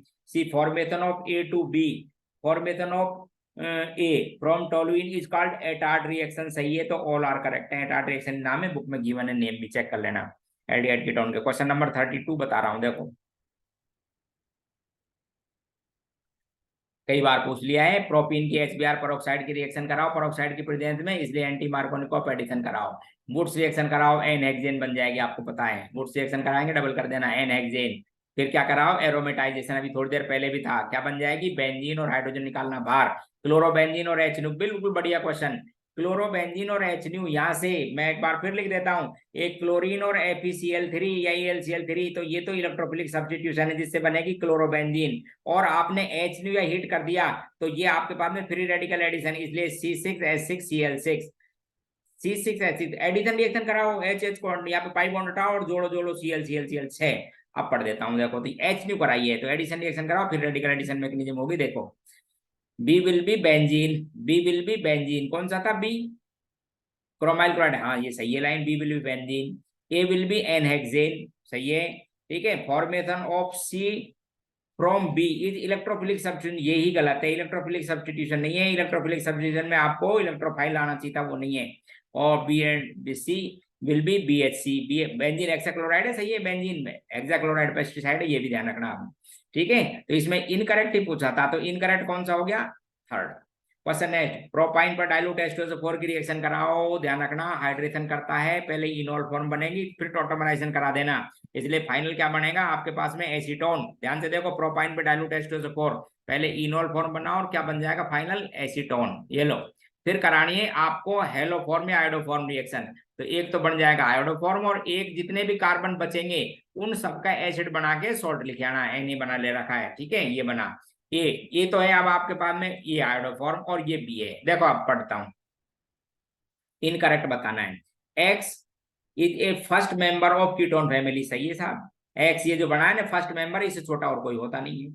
Compound A give acetylene with silver, बिल्कुल देगा, ध्यान रखना, 2 मॉलिक्यूल लेने पड़ेंगे, 6Ag पार्टिसिपेट करता है तो क्या बन जाता है, एसिटिलीन सही है, रिएक्शन कई बार दे चुका हूं, रीड कर देना।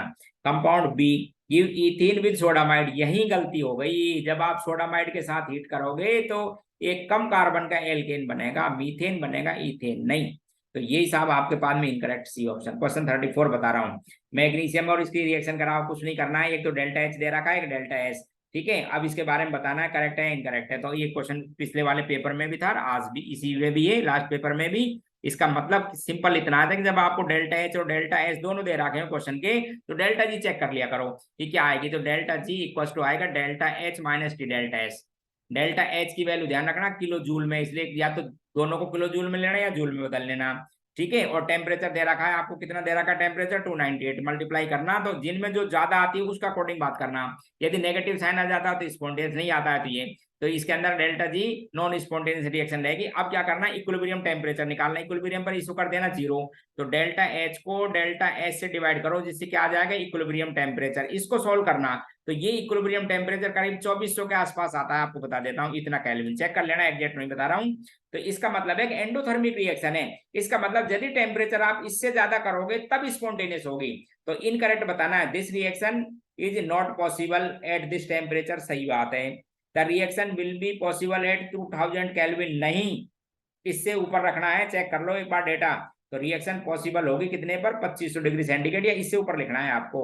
और रिडॉक्स ये है ही, समझ गए। रिडक्शन क्या लिखे थे, incorrect, it is a redox reaction, सही लाइन है। देखो, identify incorrect about the reaction.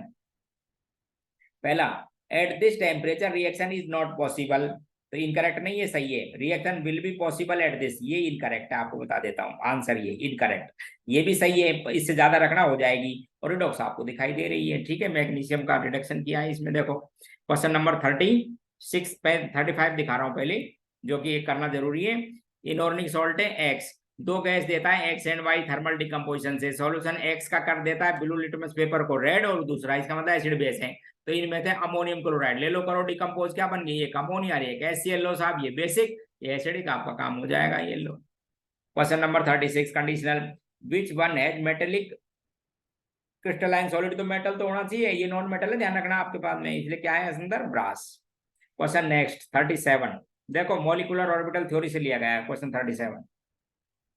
Which linear combination of atomic orbital does not give molecular orbital, Z को मानना है इंटरन्यूक्लियर एक्सिस, तो जब जेड को मानोगे तो ये नहीं बनेगा, ये एस, और ये था आपके पास में जेड, इससे तो बन जाएगा ऑर्बिटल, लेकिन पीएक्स पीवाई से नहीं बनेगा, क्योंकि प्रॉपर ओवरलैपिंग नहीं होगी, ध्यान रखना। तो आंसर ये मॉलिक्यूलर ऑर्बिटल में नहीं बदलेगा, नॉन बॉन्डिंग मॉलिक्यूलर ऑर्बिटल बनेंगे, बॉन्डिंग एंटी बॉन्डिंग नहीं। अगला question, which one is less reactive toward the esterification, toward the, अब एस्टेरिफिकेशन में आप ध्यान रखना, एसिड हो चाहे एल्कोहल हो, आपको बता देता हूं, लेस स्टेरिक क्राउडिंग होनी चाहिए। तो जो लिख रखा है ना टोलुइक एसिड, तो ऑर्थोटोलुइक एसिड, यहाँ पर CH3 रखो तो रिएक्टिविटी कर जाएगी, क्योंकि इसके अंदर जो है ना रिवर्सिबल रिएक्शन चलती है, टेट्राहेड्रल स्पीशीज बनती है, इसलिए स्टेरिक क्राउडिंग कम, तो मेट ऑर्थो पोजीशन पे सबसे ज्यादा क्राउडिंग, यही से लो। विच वन, आपको बता दूं, यदि दो लगा देना ऑर्थो, यानी ऑर्थो और ऑर्थोडेस पे 2 CH3, तो ये रिएक्शन देता ही नहीं, एस्टरिफिकेशन ही नहीं होती इसकी। यदि आप 2 6 पर लगा देते हैं 2 मिथाइल, तो ये कंपाउंड एस्टरिफिकेशन नहीं देता।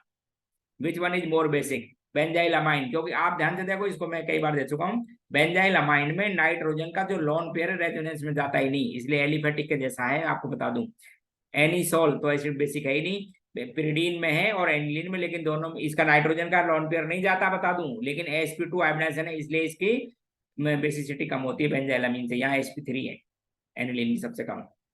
विच one is correct about the bond angle, देखो पहली बात करेक्ट बताना है, पहला पेयर ही देखो, एक तो NO2, अब आपको बता दूं, ये जो NO2 है, न्यूट्रल लिखा है, ध्यान रखना, इस NO2 की स्ट्रक्चर होती है साहब, ये एक होता है इस पे इलेक्ट्रॉन, तो ये बैंड टाइप का होता है, इसका मतलब sp और sp2 के बीच में, sp और sp2 के बीच में इसका एंगल रहेगा 136 के आसपास आता है, आपको समझा देता हूं। और NO2 माइनस आपको पता है नाइट्रेट आयन है, रेगुलर मॉलिक्यूल है, 120 मिलेगा sp2 में, तो गलत लिखा हुआ है। इन दोनों में sp है, दोनों कैसे हैं, sp, इसलिए दोनों में 180, इसलिए गलत है, इसके ज्यादा ये सही है। यहाँ पर sp2 है, रेगुलर मॉलिक्यूल है, इस पे भी sp2 है, लेकिन लॉन पेयर होने की वजह से SO2 का बॉन्ड एंगल SO3 से थोड़ा सा, बहुत ज्यादा नहीं, थोड़ा सा कम हो जाता है, जैसे 120 होना चाहिए ना, 119.5 डिग्री का है, आपको समझा देता हूं, इसलिए सही आंसर तो यही है, समझ गए।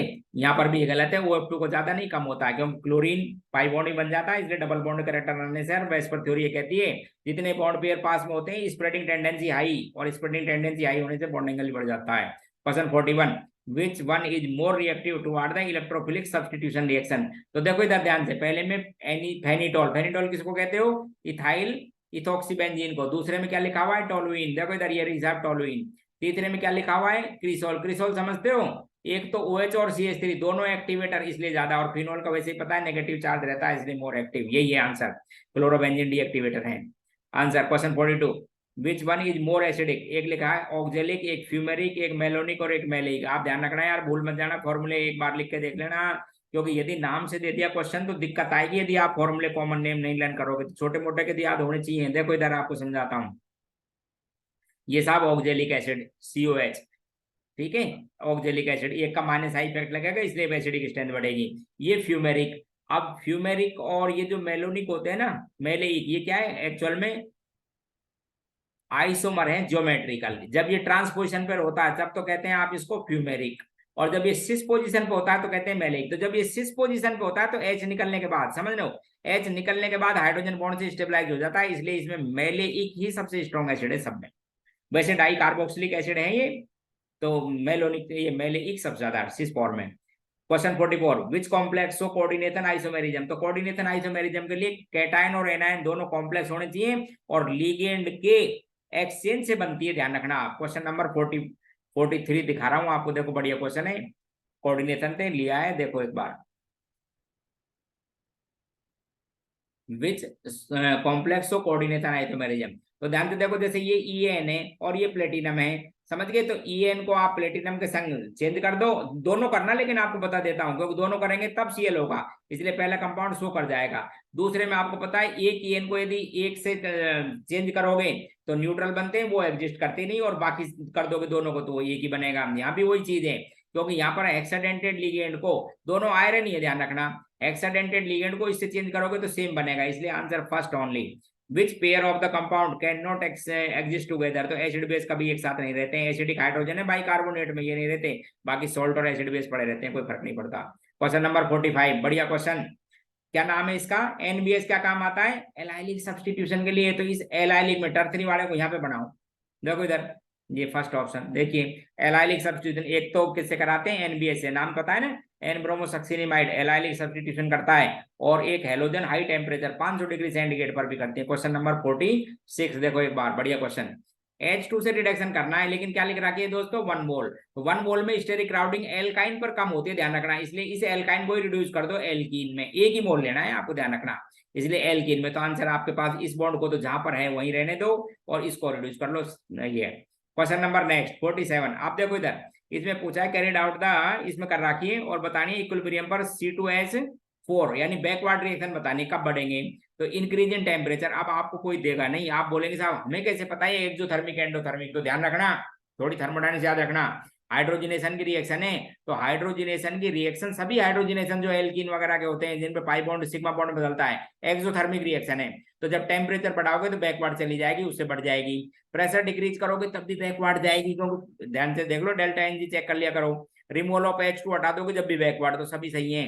Question 48, half life period decomposition of the compound दे रखा 50 minute, the initial concentration half कर दी, तो बताना है हाफ लाइफ पीरियड हो गया 25, ऑर्डर बताना है। अब एक रिलेशन है सिंपल सा, half life in experiment, first divide कर दो half life in experiment, second equals to initial concentration in experiment second upon initial concentration experiment first, और ऑर्डर क्या और पावर क्या लिखते हो, N-1, सब चीज दे रखी है, दोनों हाफ लाइफ दे रखे हैं, कंसंट्रेशन N आ जाएगा, जीरो ऑर्डर की रिएक्शन है, सॉल्व कर लेना। आप लिख रखा सॉलिड NBA डाला अपन ने किसके अंदर, सोडियम कार्बोनेट में, और पूछे बेरियम आयन की कंसंट्रेशन कितनी होगी जब प्रेसिपिटेट हो जाएगा, तो KSP दे रखा है, आपको बता देता हूं, तो KSP लिखोगे आप इधर देखो, बेरियम कार्बोनेट का KSP equals to barium ion की कंसंट्रेशन और सल्फेट आयन की कंसंट्रेशन, आपको ये दे रखे, ये दे रखे, ये निकल जाएगा, डिवाइड कर लो, आंसर आ जाएगा, ये रो, ठीक है। Question 50, the volume of gas ammonia CO2 and methane adsorption, ध्यान रखना, adsorb by 1 gram of the charcoal, temperature 25 degree and normal, तो सीधी सी बात है, जो इजीली लिक्विफेबल गैसेज होती हैं उनका एडजॉर्प्शन ज्यादा, अमोनिया जल्दी से लिक्विफेबल होती है, हाइड्रोजन बॉन्डिंग, फिर CO2 और फिर मीथेन। तो ये आपके पास में पेपर मैंने डिस्कस कर दिया है पूरा 20 तक, और मेरा तो बस आपसे यही कहना है कि भाई इनको थोड़ा ढंग से तैयार करो, एग्जाम आपकी बिल्कुल आ गई, मुझसे जितनी हेल्प हो सकती है उतनी मैं और करूंगा, और कोई डाउट हो किसी भी तरह का तो आप मुझसे पूछा करो कि साहब मुझे ये क्वेश्चन समझाइए, आप कभी भी मेरे को फोन कर सकते हो एग्जाम में, इसमें किसी भी तरह का डाउट हो तो आप मुझसे करें, ठीक है। ऑल द बेस्ट आप सबके लिए, और मेरी तरफ से ऑल द बेस्ट, अच्छा रैंक लेकर आए, बढ़िया सिलेक्शन होना चाहिए आप लोगों का। ओके, बंद कर रहा हूँ।